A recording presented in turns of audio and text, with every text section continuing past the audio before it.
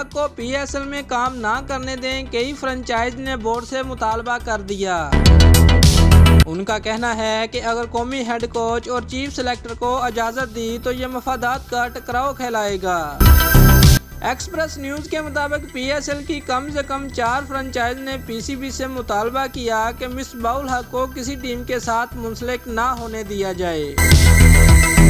कौमी head coach और chief selector को अगर लीग में खिदमात अंजाम देने की इजाज़त मिली तो ये मफादात के टकराव खिलाने वाली बात होगी। गुज़िश्ता दिनों जिस मीटिंग में कौमी क्रिकेटर्स की ड्राफ्टिंग के लिए कैटेगरीज तय हुई, वहीं ये मामला भी उठाया गया।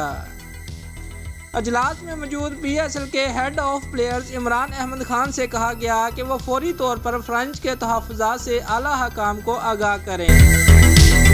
वाज़ेह रहे कि मिसबाहुल हक इब्तिदा में मुआवजे और PSL में काम की इजाज़त पर तनाज़े की वजह से ही बोर्ड से मुआहिदा नहीं कर रहे थे।